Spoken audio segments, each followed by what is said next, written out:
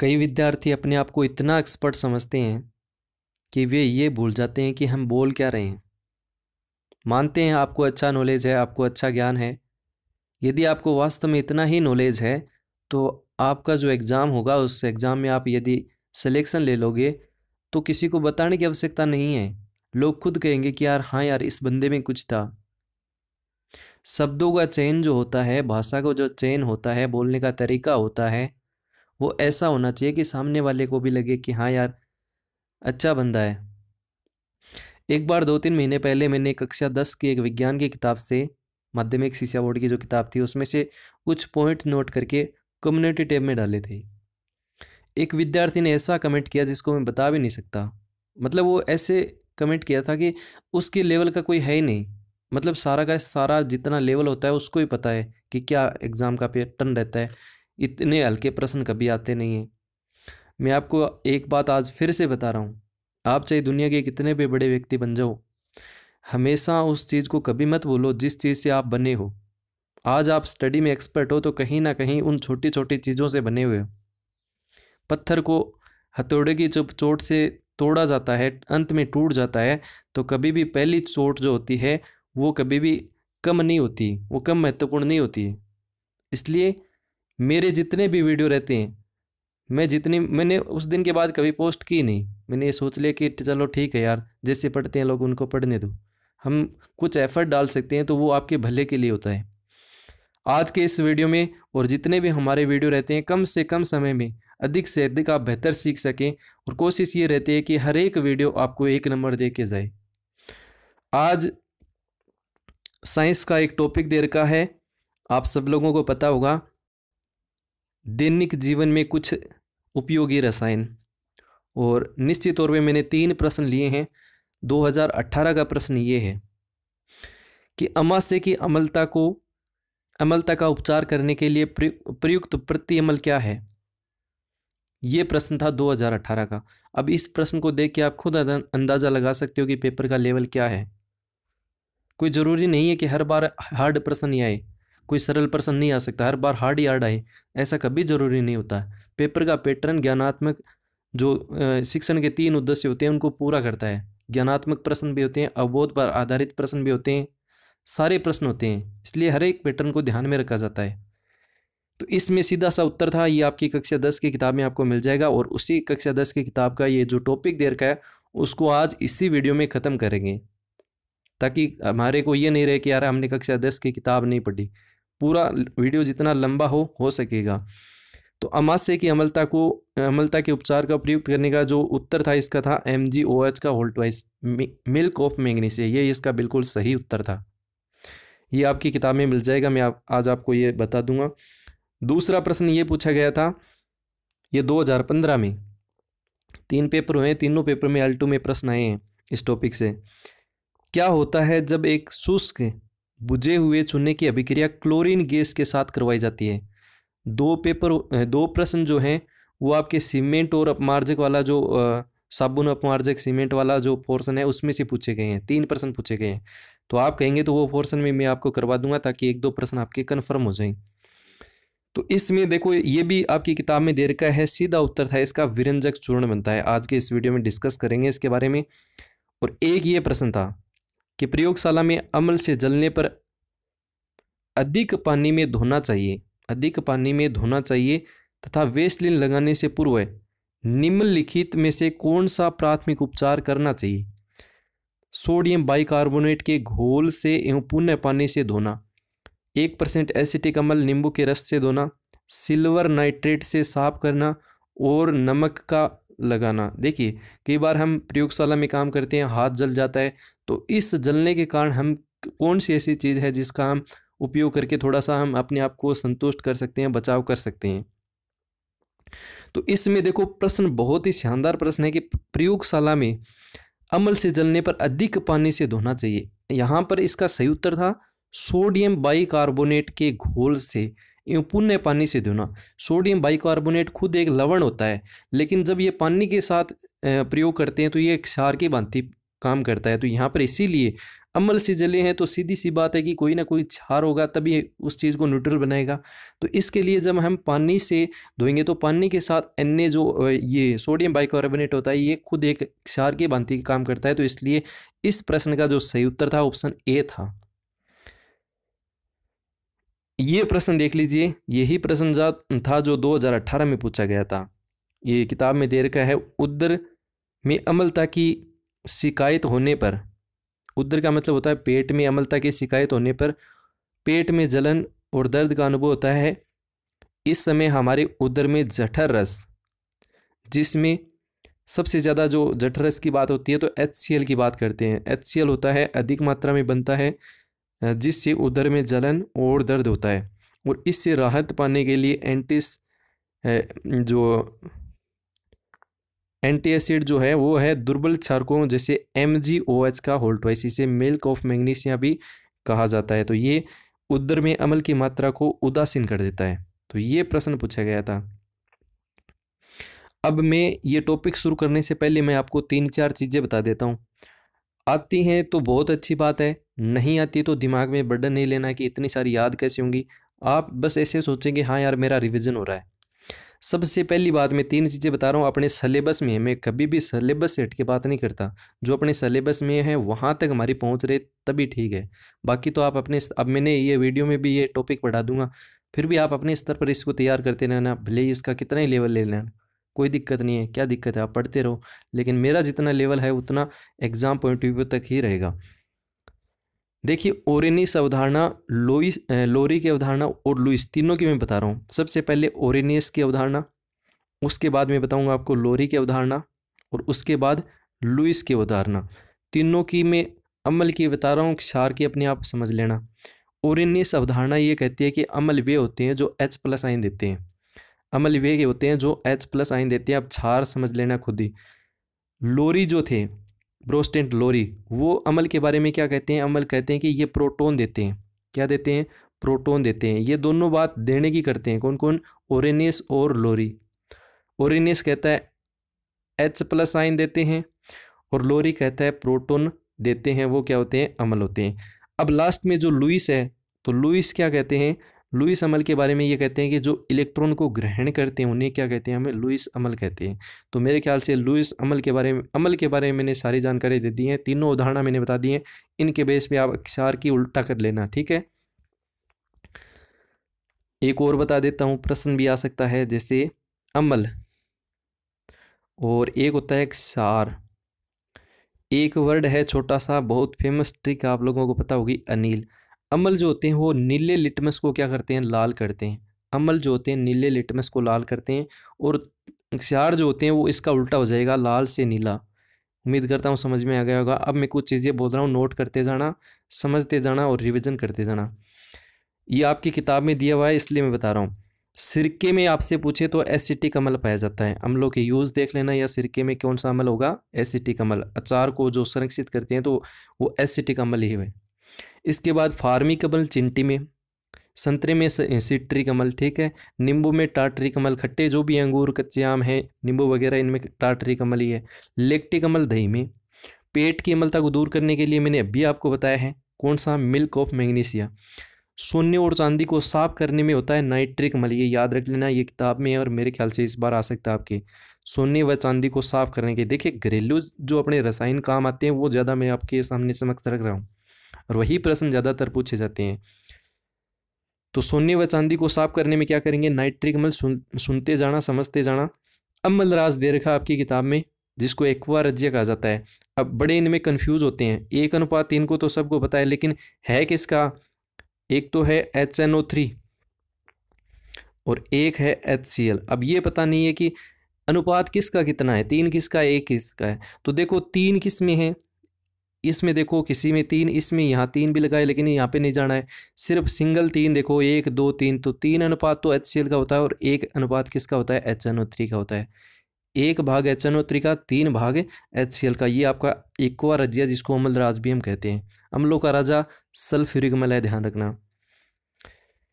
मिट्टी की अम्लता को दूर करने के लिए यह प्रश्न आ सकता है इस बार रीट में। मिट्टी की अम्लता को आपकी किताब में दे रखा है, कोई दिक्कत नहीं है। मिट्टी की अम्लता को दूर करने के लिए जो बिना भुजा हुआ चूना होता है CaOH का वोल्टवाइज उसका यूज़ किया जाता है। और इससे मैं आपको एक ये भी बता देता हूँ कि जो भूमि की क्षारकता होती है उसको दूर करने के लिए जिप्सम का यूज़ किया जाता है। पेट की अम्लता के लिए आपको याद हो गया होगा MgOH का वोल्टवाइज। इसी प्रकार से एक किताब में और दे रखा है संगमरमर। जो संगमरमर होता है उसके जो फर्श होते हैं उसके रूप में किया जाता है CaCO3 का उपयोग। CaCO3 का उपयोग फोटोग्राफी में पूछे, फोटोग्राफी में तो मेरे ख्याल से आपको पता होगा AgNO3, silver nitrate AgNO3, silver nitrate photography में याद रखना दे रखा है किताब में। उर्वरक तथा विस्फोट में अमोनियम नाइट्रेट का, ये इतने आपको याद होने चाहिए। वीडियो को दोबारा देख लेना, मैं बताऊंगा तो वीडियो लंबा हो जाएगा, वैसे ही कोई काम की बात रहेगी नहीं। 7 से कम होते हैं, बेसिक बता देता हूँ, सब लोग जानते हैं अम्ल होते हैं। अब अम्ल में आप कई बार क्या होता है कि थोड़ा सा दिमाग भी नहीं लगाते हैं। दही है, दूध है, नींबू का रस है, संतरा जठर रस है, HCl है, ये सारे क्या हैं, खट्टे होते हैं और खट्टे 7 से कम है अम्लीय होंगे, ठीक है। इसी प्रकार से शुद्ध जल होता है उसका 7 होता है pH का मान, और 7 से ज़्यादा जितने भी होंगे वो सारे क्या होंगे, क्षार में होंगे। जैसे रक्त का पूछा जाता है 7.4 होता है, अब 7 से ज़्यादा तो ये क्या है, क्षार की भांति काम में करता है। एक आपकी किताब में दे रखा है मुख की pH दे रखी है, अभी मैंने पीछे आपको दिखाई होगी, यहाँ पे देख लेना आप, ये देखो दंत से मुख की pH सामान्यतः कितनी होती है, 6.5 होती है, 6.5 के करीब होती है। लेकिन हम खाना खाते हैं तो उसके पश्चात जो हमारे मुख के बैक्टीरिया होते हैं वो अपने जो दांत है उससे अवशिष्ट भोजन से क्रिया करके अम्ल उत्पन्न करते हैं, जिससे मुख की जो pH है वो कम हो जाती है, 5.5 के करीब चली जाती है। और इसलिए जो दांतों का जो चमकीला भाग होता है, इनेमल हम जिसको कहते हैं, ये क्या होता है, क्षय होने लगता है। और इसी वजह से हम, अब सीधी सी बात है, अम्ल हो गया तो हम किसका यूज़ करते हैं, क्षार का, यानी कोलगेट वगैरह करते हैं, तो वो अपना जो नियंत्रण बना रहता है। तो ये भी आपको याद रखना है, ठीक है। तो एक और दे रखा है, देखो NaHCO3, मधुमक्खी डंक लगने पर NaHCO3 का यूज किया जाता है। बस इतना काफ़ी है। अब अपना टॉपिक है वो स्टार्ट करते हैं। चलो, अब ये टॉपिक समझाने वाला बिल्कुल नहीं है, जो चीज़ इंपॉर्टेंट है वो मैं आपको बताता जाऊँगा, अपना रिविजन करते जाना ताकि आपको पढ़ना न पड़े, बस हो गया यहीं से पढ़ लिया, ठीक है। तो दैनिक जीवन में रसायन अपने साफ साफ अक्षरों में लिख रखा है, सिलेबस में कोई दिक्कत है नहीं। इसमें सबसे पहले दे रखा है सोडियम क्लोराइड, जिसको हम साधारण नमक कहते हैं। आप नमक रोटी का माइन कीरा की खावा सब्जी का माइन है ना, तो वो कई बोला आप फालतू के कमेंट नहीं करना भाई, जैसे समझाने के लिए, मेरा उद्देश्य रहता है समझाने के लिए, अपने ऊपर नहीं लेना है सर क्या बोल रहे हैं, क्या गलत बोल रहे हैं, नहीं, जो चीज़ लिखी है वही बोल रहा हूँ। साधारण नमक किसे कहते हैं, सोडियम क्लोराइड को सूत्र होता है NaCl। यह प्रबल अम्ल व प्रबल क्षार का लवण होता है और इसकी pH कितनी होती है, 7 होती है। क्योंकि उदासीन है तो सीधी सी बात है 7 है, जल की भांति है ना। तो pH 7 होने के कारण उदासीन प्रकृति का होता है। सोडियम क्लोराइड व्यापक तौर पर समुद्र के जल या खारे पानी को सुखाकर बनाया जाता है। इस प्रकार बना हुआ नमक कई अशुद्धियों जैसे magnesium chloride MgCl2, calcium chloride CaCl2 से युक्त होता है, और इसे शुद्ध रूप में प्राप्त करने के लिए NaCl के संतृप्त विलयन से भरी बड़ी बड़ी टंकियों में हाइड्रोजन क्लोराइड HCl प्रवाहित की जाती है। इस प्रकार यहाँ शुद्ध नमक NaCl अवक्षेपित होता है और शुद्ध अवक्षेपित NaCl को एकत्रित कर लिया जाता है। ज़्यादातर प्रश्न पूछे जाते हैं इनके उपयोग से, कि NaCl का उपयोग क्या है, बेकिंग सोडा का उपयोग क्या है, पेट्रोलियम के शुद्धिकरण में किसका उपयोग किया जाता है। इस प्रकार के प्रश्न ज़्यादातर इसमें से पूछे जाते हैं। गुण देख लेते हैं, किताब में दे रखा है, यह श्वेत ठोस पदार्थ है, नमक को सब जानते हैं, बताने की आवश्यकता नहीं है। इसका गलनांक 1081 केल्विन होता है, जल में अत्यधिक विलय होता है और जलीय विलयन में आयनित हो जाता है। यहाँ तक कोई प्रश्न बनने वाली मैटर वाली बात है नहीं। अब देखो उपयोग की बात करें तो नमक का उपयोग बेसिकली सब जानते हैं। इसका उपयोग साधारण नमक के रूप में यानी भोजन में किया जाता है, खाद्य परिरक्षण में किया जाता है, हिमीकरण मिश्रण बनाने में किया जाता है, और ये जो चौथा पॉइंट दे रखा है वो थोड़ा सा दिमाग में रखना है आपको, NaOH, Na2CO3, NaHCO3 यानी सोडियम बाइकार्बोनेट और विरंजक चूर्ण आदि बनाने में कच्चे पदार्थ के रूप में ये काम में लिया जाता है, NaCl। इसके बाद देखो दूसरा दे रखा है किताब में सोडियम हाइड्रोक्साइड, जिसका सूत्र होता है NaOH, सोडियम हाइड्रोक्साइड। इसे कास्टिक सोडा भी कहा जाता है। ये प्रश्न याद रखना, निम्न में से कौन सा कास्टिक सोडा है? 4 ऑप्शन देंगे तो वहाँ पे आपको पता लगाना है। वहाँ पे कास्टिक सोडा का कौन सा होगा? सोडियम हाइड्रोक्साइड होगा, जिसका सूत्र क्या है? NaOH। औद्योगिक स्तर पर सोडियम हाइड्रोक्साइड का उत्पादन सोडियम क्लोराइड के विद्युत अपघटन द्वारा किया जाता है। इसमें एनोड पर क्लोरीन गैस तथा कैथोड पर हाइड्रोजन गैस बनती है और कैथोड पर ही विलयन के रूप में सोडियम हाइड्रोक्साइड बनता है, प्राप्त होता है। कोई दिक्कत नहीं है इसमें, यहाँ तक कोई प्रश्न आपसे नहीं पूछेगा। NaCl ये H2O है, जल वगैरह इसमें क्रिया कराएंगे तो ये NaOH बन जाएगा। नमक में सीधी सी है, पानी में घोलेंगे तो ये हो जाएगा। Cl2 गैस प्रवाहित होगी और H2 गैस है वो भी देती है, CO2 और H2 गैस। यहाँ पे लिखा है एनोड पर Cl क्लोरीन गैस और कैथोड पर हाइड्रोजन गैस बनती है। इसके गुण देखो, यह श्वेत चिकना ठोस पदार्थ है। इसका गलनांक 591 K है। जल में यह शीघ्र विलय हो जाता है, ये बात दे रखी है। प्रबल क्षार है और जलीय विलयन में आयनित हो जाता है। जलीय विलयन में आयनित सीधी सी बात है Na+OH- होगा। यह एक प्रबल विद्युत अपघट्य भी है और इसके क्रिस्टल प्रश्वेत होते हैं। तो यहाँ तक कोई इंपॉर्टेंट प्रश्न नहीं बनेगा। बात यहाँ पर पूछी जाएगी सोडियम हाइड्रोक्साइड के उपयोग, ये अपने को देखनी है।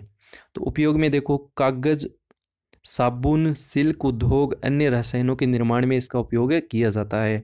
बॉक्साइड के धातुक्रम में किया जाता है। पेट्रोलियम के शुद्धिकरण में इसका उपयोग किया जाता है। ये प्रश्न याद रखना, पेट्रोलियम के शुद्धिकरण में कई बार प्रश्न आ चुका है। पेट्रोलियम के शुद्धिकरण में किसका उपयोग किया जाता है? तो आप बताएंगे सोडियम हाइड्रोक्साइड का। ये प्रश्न भी आया हुआ है, वसा व तेलों के निर्माण में किसका यूज किया जाता है? वसा व तेलों के निर्माण में भी सोडियम हाइड्रोक्साइड का। इसके बाद देखो विरंजक चूर्ण, जो 2015 में प्रश्न आया था वो इससे रिलेटेड आया था। इसका रासायनिक नाम कैल्शियम, देखो पहले कैल्शियम, ऑक्सी हो जाएगा O से और क्लोराइड, ये इसका सूत्र हो जाएगा विरंजक चूर्ण, जिसको हम ब्लीचिंग पाउडर भी कहते हैं। विरंजक चूर्ण, जहां पर भी रंजक की बात होगी, कलर की बात होगी, वहां विरंजक चूर्ण का नाम याद रखना। ये शुष्क बुझे हुए चूने पर क्लोरीन गैस प्रवाहित करने पर इसका उत्पादन किया जाता है। ये प्रश्न याद रखना। और यही प्रश्न जो आपका प्रश्न पूछा गया था वो क्या था, मैं आपको फिर से बता देता हूं, जो 2015 में पूछा गया था, आपको पता होगा। ये देखो, क्या होता है जब शुष्क बुझे हुए चूने की क्रिया क्लोरीन गैस के साथ करवाई जाती है तो विरंजक चूर्ण का निर्माण बनता है। यही प्रश्न जो है वो यहाँ पे दे रखा है।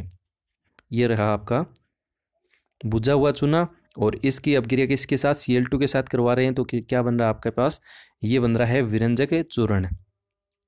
और इसको आप H2 निकाल दोगे तो वैसे भी यही बनेगा, Cl2 के साथ क्रिया करवा के भी आप देख सकते थे आप इसका सूत्र बना के, तो आराम से हो जाता। चलो इसके उपयोग ही पढ़ लेते हैं, गुण देख लेते हैं। यह पीला तीक्ष्ण गंध वाला ठोस पदार्थ है, ठंडे जल में विलय है और वायु में खुला छोड़ने पर कौन सी गैस देता है? क्लोरीन गैस देता है। तो क्लोरीन से बना है तो सीधी सी बात है क्लोरीन गैस ही देगा। और यह तनु अम्लों के साथ क्रिया करके कौन सी गैस देता है? क्लोरीन गैस देता है, याद रखना। और यहाँ पे ये रिएक्शन दे रखे हैं जो अपने काम की है नहीं, ये अम्ल के साथ क्रिया करवा रखी है और Cl2 गैस है वो दे रहा है। तो नीचे देखो, विरंजक चूर्ण में मुक्त क्लोरीन गैस जल के साथ संयोग करके नवजात परमाणविक ऑक्सीजन, ये है नवजात परमाणविक ऑक्सीजन निकलती है। यही ऑक्सीजन विरंजक क्रिया करती है तथा ऑक्सीकारक की तरह व्यवहार करती है। तो ये है आपकी, ये भी थोड़ा सा ध्यान में रखना।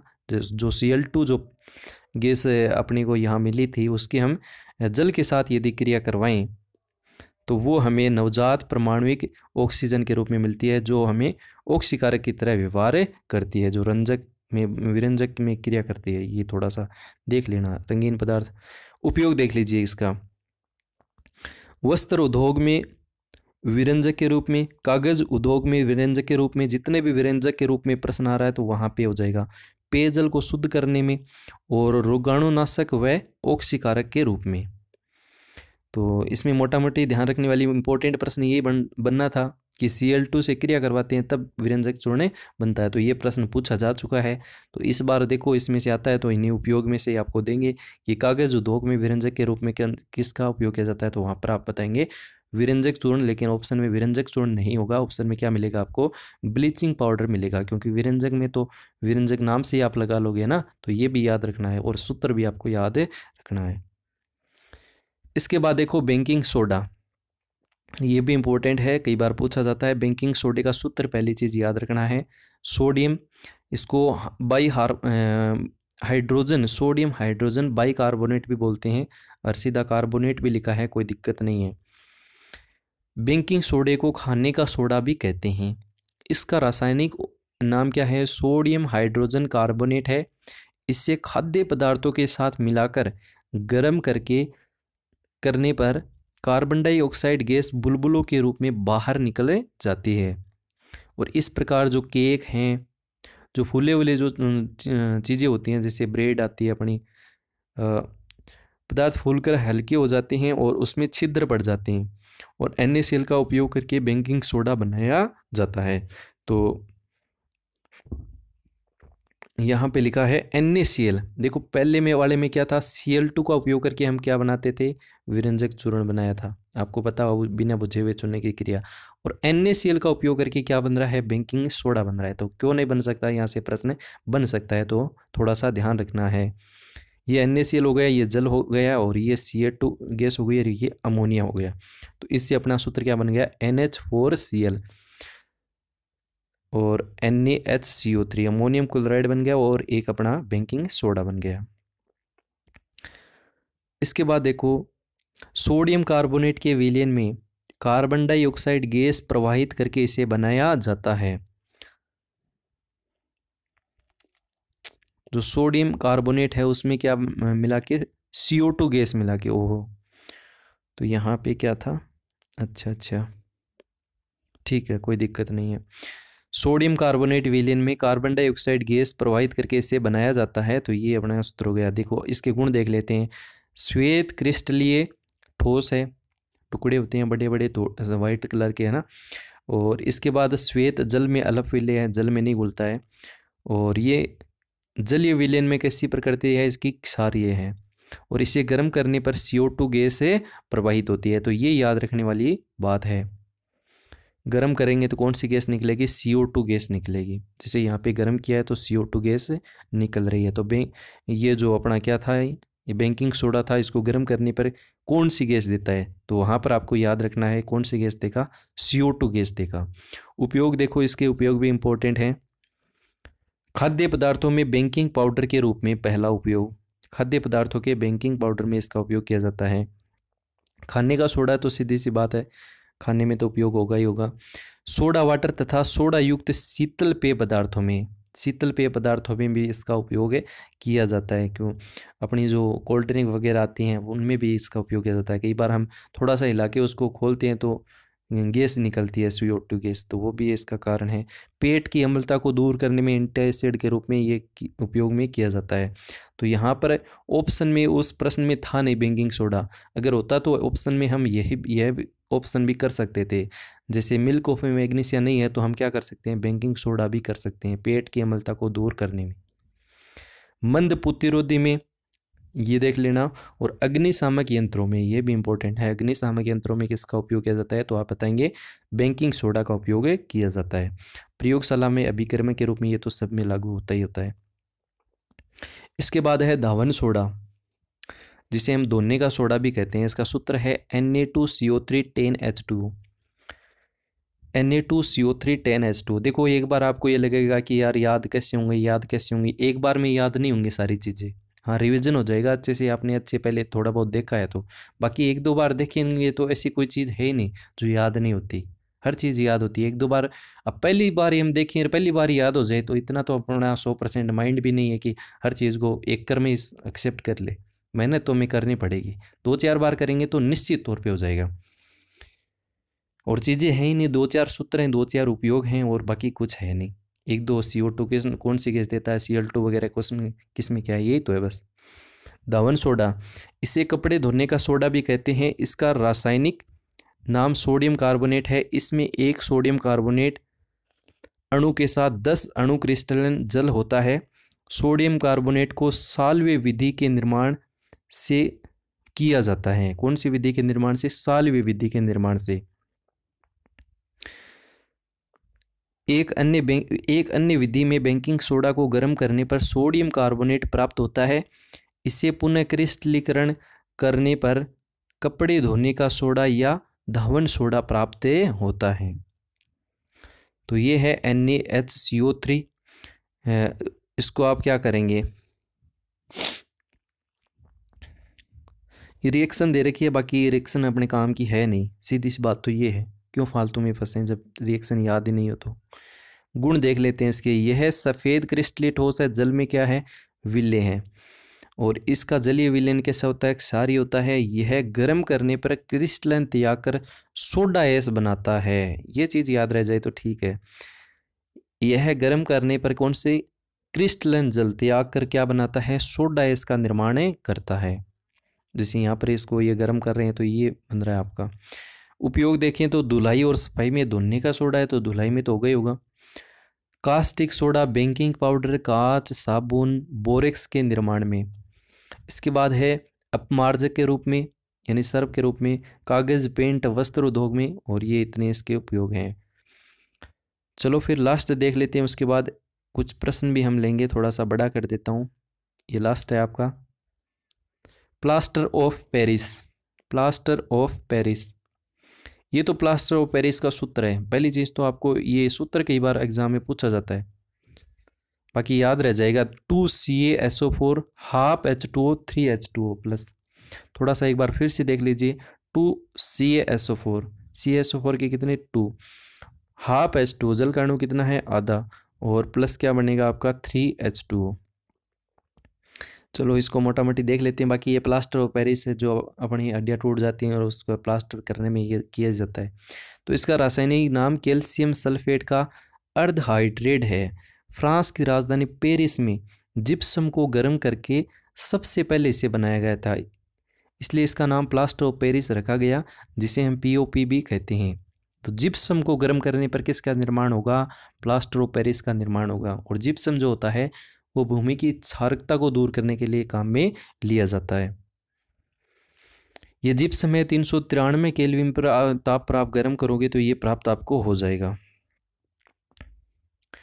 POP का और अधिक गर्म करने पर संपूर्ण क्रिस्टलन जल निकल जाता है और मर्द तापित प्लास्टर प्राप्त होता है। गुण क्या है? श्वेत है, ठोस है, चिकना पदार्थ है, और इसे जल में मिलाने पर 15 से 20 मिनट में जमकर ये ठोस और कठोर हो जाता है। सीधी सी बात है, आप कई बार फ्रैक्चर हो जाए तो डॉक्टर के जावा वो पानी का माइन मिला इसी लगा देगा, 5-7 दिन एकदम पक जाए। सीधी सी बात भाई है भाई। उपयोग देखो, इसका उपयोग महत्वपूर्ण उपयोग टूटी हुई हड्डियों को जोड़ने के लिए प्लास्टर में किया जाता है, भवन निर्माण में किया जाता है, दंत चिकित्सा में, मूर्तियाँ व सजावटी सामानों में इसका उपयोग किया जाता है, अग्नि पदार्थ के रूप में भी इसका उपयोग किया जाता है। आइए कुछ प्रश्नों को लेते हैं। क्षार का जलीय विलयन कैसा होता है? देखो, अम्ल का याद कर लो तो क्षार की जरूरत नहीं है। अम्ल क्या होते हैं? अनिल को याद रखो, अनिल। तो नीले को लाल करते हैं वो क्या होते हैं? अम्ल। तो लाल को नीला करेंगे वो क्या हो जाएंगे? क्षार हो जाएंगे। सीधी सी बात है, लाल को क्या करेंगे? नीला करेंगे। तो ऑप्शन क्या हो जाएगा आपके पास? देखो आगे मैं ले चलता हूँ, ये थोड़ा सा इसको जूम कर देता हूँ। चलो बस अपने टॉपिक हो ही गए मानो। तो लाल को नीला, देखो लाल को नीला, ऑप्शन बी हो जाएगा। अगला देखो, अम्ल व क्षार के विलयन कैसे होते हैं? अम्ल और क्षार के विलयन कैसे होते हैं? कुचालक होते हैं, विद्युत के पूछा है ना, तो सुचालक होते हैं, अर्धचालक होते हैं या अप्रवाहित होते हैं। तो अम्ल व क्षार के विलयन कैसे होते हैं? विद्युत के सुचालक होते हैं। एक कक्षा प्रयोग करके भी बता रखा है कक्षा 8 में। pH किन आयनों की सांद्रता का ऋणात्मक लघुत्तम मान होता है? तो pH जो होता है वो H+ आयन की सांद्रता का ऋणात्मक लघुगणक मान होता है, ये आपको पता ही है। किसी अम्लीय विलयन की pH होती है, अम्ल की बात कर रहा है तो 7 से कम होगी। तो 7 से कम कौन सी है? ये 4 है, तो ये हो जाएगी। हमारे उदर में भोजन की पाचन क्रिया किस माध्यम में होती है? पेट के अंदर पूछ रहा है। तो 5 में क्या होगा देखो बताओ एक बार। अम्लीय होती है, क्षारीय होती है, उदासीन होती है या परिवर्तनशील होती है? तो सीधी सी बात है, उल्टी आती है तो उल्टी कैसी होती है? खट्टी होती है। खट्टा क्या होता है? अम्ल होता है। और वैसे ही बताया HCl है अपने शरीर में, पेट में तो वो स्रावित होता है। तो HCl क्या होता है? बहुत खतरनाक चीज़ है, तो अम्लीय ही है। अगला देखो, देखो ये प्रश्न इंपॉर्टेंट हो गया ना। अग्निशामक यंत्र बनाने में निम्न में से किसका उपयोग किया जाता है? ऐसे प्रश्न रीट में आते हैं। अब ये प्रश्न आ सकता है यहाँ से सीधा किताब को उठा के। और मैंने आपको बताया था अग्निशामक यंत्र बनाने में आप किसका यूज करेंगे? सोडियम कार्बोनेट का यूज करेंगे। प्लास्टर ऑफ पेरिस की बात ही नहीं होगी, सोडियम क्लोराइड नमक की बात नहीं होगी, सोडियम ये भी नहीं होगा। ये प्रश्न भी आ सकता है, देखो धावन सोडा का सूत्र है। अमोनियम नाइट्रेट का शायद प्रश्न पूछा था रीट के अंदर, अमोनियम नाइट्रेट का देख लेना। मैंने वो आज ले लेता ठीक रहता वो प्रश्न, लेकिन वो इस टॉपिक से नहीं था, सूत्र पूछा गया था। तो ये सूत्र भी आपसे पूछा जा सकता है, धावन सोडा का सूत्र बताओ। क्यों नहीं पूछा जा सकता? कितना अच्छा प्रश्न है। तो धावन सोडा का सूत्र ये रहा। और 2-3 ही सूत्र तो हैं, एक प्लास्टर ऑफ पेरिस का सूत्र इंपॉर्टेंट है, एक धावन सोडा है उसका सूत्र है, वो थोड़ा सा याद करना। ठीक है, जिप्सम का भी सूत्र याद कर लेना। विरंजक चूर्ण को वायु में खुला रखने पर कौन सी गैस देता है? अब बना किससे? Cl2 से बना है तो कौन सी गैस देगा? Cl2 ही देगा। और ये प्रश्न आ गया रीट में। तो 8 में क्या हो जाएगा? 3 नंबर हो जाएगा। साबुन कार्य करता है, ये मैंने साबुन और आपको पढ़ाया नहीं है। बाकी मुझे ऐसा लगता है कि मुझे एक सेशन ले लेना चाहिए साबुन और अपमार्जक का, किताब में दे रखा है। और तीनों के पेपर में जो प्रश्न है वो ले लेने चाहिए। वो तभी लेंगे जब आप बताएंगे कि हाँ सर वो भी करवा दो, तब तो करवा देंगे। तो साबुन कार्य किस में करता है? तो साबुन जो कार्य करता है वो किस में करता है? मृदु जल में। और यदि कठोर और मृदु दोनों हैं तो नहीं होगा, लेकिन अपमार्जक है तो हो जाएगा। अगला, मिसेल निर्माण में हाइड्रोकार्बन की पूंछ होती है। पूंछ यानी नीचे वाला सिरा जो गंदगी को साफ करता है, तो ये क्या होता है? पानी के अंदर अंदर की तरफ होता है। तो ये हो जाएगा इसमें ऑप्शन नंबर 1 मिनट रुको, इसके ऑप्शन कहाँ है? मिसेल निर्माण में हाइड्रोकार्बन की पूंछ होती है। मिसेल निर्माण में हाइड्रोकार्बन की पूंछ होती है। हाँ ठीक है, गंदगी वाला ही सही है। ऑप्शन नंबर 1 ही होगा, अंदर की तरफ ही होगा। तो ये आपके 10 प्रश्न थे, बाकी एक प्रश्न रह गया है, वो मैं आपको बता देता हूँ। प्रश्न है कि प्रोटॉन ग्रहण करने वाले यौगिक को क्या कहते हैं? ये पूछा है, प्रोटॉन ग्रहण करने वाले यौगिक को क्या कहते हैं? तो मैंने आपको क्या बताया था? प्रोटॉन ग्रहण करने वाले को क्या कहेंगे? क्षार कहेंगे। क्या कहेंगे? क्षार कहेंगे। क्योंकि मैंने आपको बताया था, एक बार फिर से मैं बता देता हूँ। एक तो बता देता हूँ ओरेनेस की अवधारणा, एक मैं आपको बता देता हूँ लोरी की अवधारणा, और एक बता देता हूँ लुईस की अमल की बता देता हूँ। अमल के अनुसार इलेक्ट्रॉन को जो ग्रहण करते हैं वो क्या है? अमल है। और लोरी और ओरेनेस वो हमेशा त्यागने की बात करते हैं, देते हैं। तो इसमें ओरेनेस कहता है H+ आयन देते हैं, वो तो क्या होते हैं? अमल होते हैं। और लोरी क्या कहता है? जो प्रोटॉन आयन को देते हैं वो क्या कहता है? उनको क्या कहते हैं? अमल कहते हैं। प्रश्न ये है कि प्रोटॉन ग्रहण करते हैं उनको क्या कहते हैं? तो सीधी सी बात है, इसका उल्टा हो गया। प्रोटॉन ग्रहण करते हैं उसको क्या कहेंगे? क्षार कहेंगे। यह प्रश्न 11वां प्रश्न था। तो आज के इस सेशन में इतना ही। उम्मीद करता हूँ वीडियो आपको अच्छा लगा होगा। अच्छा लगने का मतलब है कुछ चीज़ें बेहतर सीखी होंगी। ऐसा नहीं कि वीडियो बना दिया और इसका कोई मतलब ही नहीं निकला। प्रश्न आएगा तो निश्चित तौर पे डेफिनेट मान के चल रहे हैं कि यहाँ से आ जाए, बाकी तो देखो कहीं से भी आ सकता है। लेकिन पहली प्राथमिकता हमारी जो किताबों से रहती है वो हमने सिलेक्ट की है। बाकी के 3 प्रश्न भी देखें तो इतना ज़्यादा लेवल रहा नहीं है। हाँ, इसकी आपको PDF चाहिए तो बोल देना, मैं टेलीग्राम चैनल पे डाल दूंगा, ताकि आपको एक टॉपिक एक जगह आपको मिल जाए। Have a nice day. Thank you so much. Bye bye, take care.